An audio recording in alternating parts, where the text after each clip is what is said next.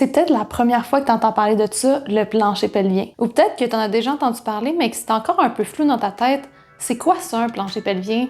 Puis ça sert à quoi? Puis d'ailleurs, on dit-tu plancher pelvien ou on dit périnée? C'est ce qu'on va aller clarifier ensemble dans cette vidéo. Salut, je m'appelle Catherine, je suis la physio qui t'écoute, une physio périnéale passionnée par la science de la douleur puis la santé pelvienne. J'aide les personnes qui vivent comme moi avec des inconforts dans la région du bassin puis du bas-ventre à se réapproprier leur corps, leur santé puis leur bien-être. Bon, ok, on va commencer par clarifier un truc. On dit-tu périnée ou on dit plancher pelvien? La réponse, les deux. Dans la très grande majorité des cas, les termes sont interchangeables. Mais tu vas voir, moi je dis en général plancher pelvien parce qu'à mes yeux, c'est un peu plus précis. OK, maintenant qu'on a clarifié ça, c'est quoi un plancher pelvien? Le plancher pelvien, c'est un groupe de muscles qui est divisé en 3 couches puis qui se retrouve à être en dessous du bassin, un peu comme un bol ou un hamac. À l'avant, il s'attache au niveau du pubis, puis à l'arrière, il va s'attacher sur puis autour du coccyx.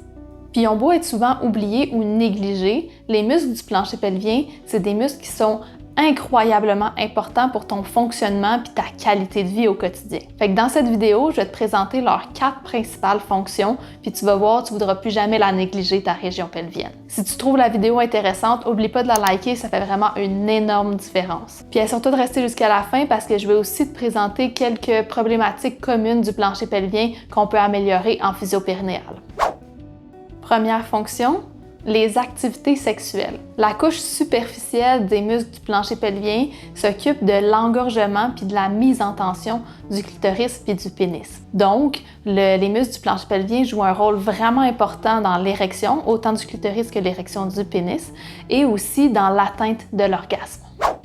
Deuxième fonction, la continence. Les muscles de la couche intermédiaire du plancher pelvien s'occupent de la fermeture des orifices. Fait qu'une contraction du plancher pelvien, ça va amener une fermeture du vagin, mais aussi une fermeture du sphincter externe de l'anus et du sphincter externe de l'urètre. Fait que les muscles du plancher pelvien jouent un rôle très important au niveau de la continence pour retenir les urines, mais aussi les gaz puis les selles, puis pour les laisser passer dans les moments opportuns.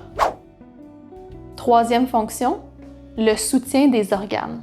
C'est les muscles de la couche profonde du plancher pelvien qui forment vraiment le hamac que je parlais tantôt. Ces muscles-là sont plus gros puis plus forts que les autres couches de tissu du plancher pelvien, puis c'est eux qui servent à soutenir la vessie, l'utérus puis le rectum de manière dynamique. Le plancher pelvien joue donc un rôle vraiment important au niveau de la prévention et de la gestion des descentes d'organes. Quatrième fonction, la stabilité posturale. Les muscles du plancher pelvien travaillent aussi en équipe avec les muscles de l'unité interne qu'on appelle le core en anglais. Ces muscles-là sont souvent considérés comme la fondation sur laquelle le reste de ton corps va se reposer pour être capable de faire ses mouvements du quotidien. Le plancher pelvien joue donc un rôle important dans le contrôle dynamique de la posture et des mouvements du corps, comme par exemple la marche, la course, les sauts, puis tous les mouvements qui impliquent les bras puis la tête, comme par exemple soulever des charges, ou toutes les activités qui demandent un recrutement des abdominaux. Bref, même si tu n'en as pas conscience, ton plancher pelvien, tu en as besoin à chaque instant, à tous les jours, pendant toute ta vie. Plus tôt dans la vidéo, je t'ai dit que j'allais aussi te parler de plusieurs problématiques communes du plancher pelvien qu'on peut améliorer en physio-périnéale. On est maintenant rendu à cette étape de la vidéo. La physio-périnéale, c'est quoi? C'est une branche de la physiothérapie qui s'intéresse particulièrement aux problématiques de la région du bassin et du ventre, donc aux problématiques qui sont reliées directement ou indirectement au plancher pelvien, comme par exemple les fuites urinaires, les urgences aussi, mais les douleurs aux relations sexuelles ou les douleurs aux organes génitaux, ou même les douleurs et inconforts dans la région du bassin et du ventre. Si tu as envie d'en savoir plus là-dessus, j'ai aussi créé une vidéo plus détaillée où je parle des 5 types de conditions qu'on peut améliorer en physio-périnéale. Je te mets le lien dans la description. À bientôt!